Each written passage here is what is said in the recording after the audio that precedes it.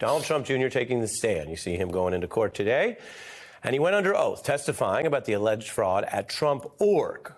This is big. What you see here was just moments before he took the stand. It's another step in New York Attorney General Letitia James' $250 million civil fraud case against that Trump company and its key players, including the man you see about to take the stand on your screen. So it includes founder Donald Trump and his family, and Don Jr., of course, his oldest son, you see right there.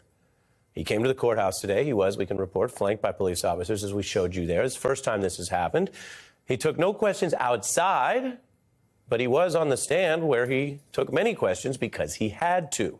Experts already weighing in that some of the testimony did yield material that this attorney general wants to use, including to prove who exactly was responsible for what she calls a long-running multi-year fraud. Now, they got him talking. At one point, the judge asked Don Jr. to actually slow down his speed, which, look, that could happen to anybody. And Don Jr. sort of quipped, "I apologize, Your Honor. I moved to Florida, but kept the New York pace." And if you've ever been near New York or seen a movie about New York, we do talk a little faster. That's fair enough. But fast or slow, the answers that will matter here today and in the coming days are about truth, lies, and numbers. And in this case, legally, that boils down to accounting. Now, I know what you're saying. Wait, top news story in the country, big deal. Do we really have to do accounting now? Is this like the math class portion of the news? And I promise we're actually, for our purposes, not going to get that deep into it. If we had to, we would, but we don't.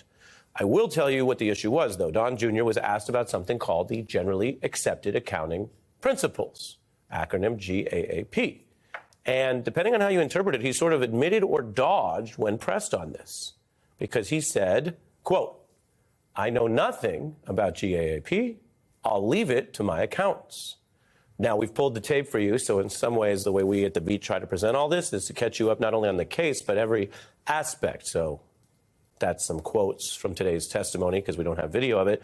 But we've also pulled the deposition. So if you were reading an article about this, here is the article come to life. And we're going to show you exactly how this very issue, which the Attorney General's team thinks is important, came up during his earlier deposition. Do you have any familiarity with an acronym GAAP, G-A-A-P? Generally Accepted Accounting Principles, yes. Okay. How did you become familiar with that acronym? Probably in Accounting 101 at Wharton. Okay. What do they teach you about Generally Accepted Accounting Principles in Wharton? Well, I'm not an accountant, but that they are generally accepted. Anything else? That's pretty much what I remember from Accounting 101. Now, would you want to watch hours of that deposition? That would be a personal choice.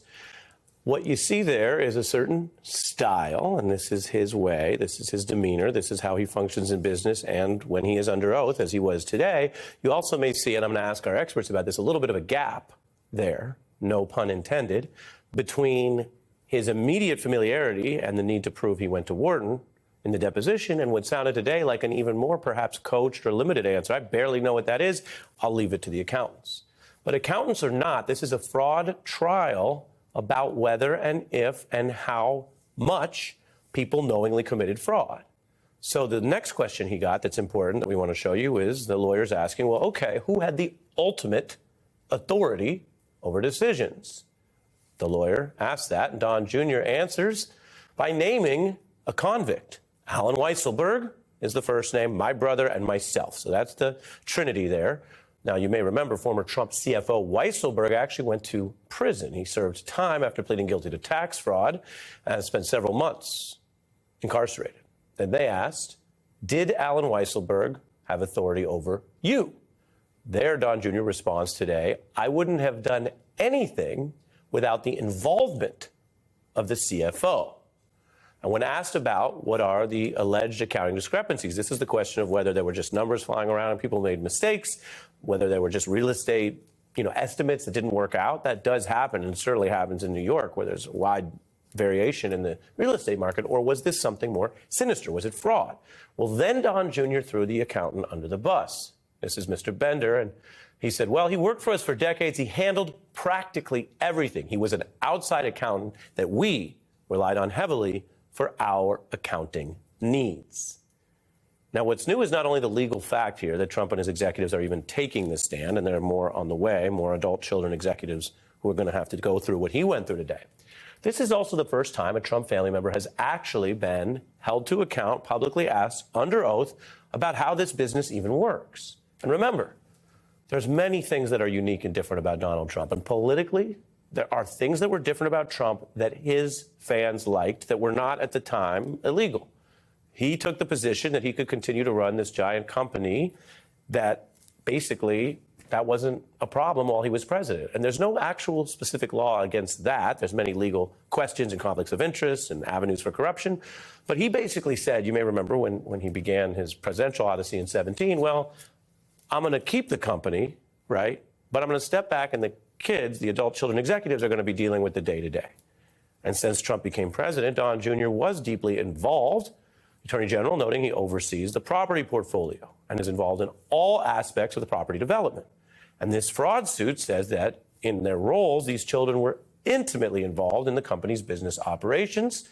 And again, this is where there's that thing where on the one hand, you have the allegations of fraud, the exaggeration, the alleged lies, that's all of that. And then on the other hand, there's a certain amount of confessing going on because this is a very public, publicity-oriented PR family. And so they haven't exactly been hiding the fact that they are doing all this. If there is fraud there, well, they are the ones holding the bag because the buck stops with the guy who owns the place, Donald Trump, and the adult executives who've been so vocal about their roles.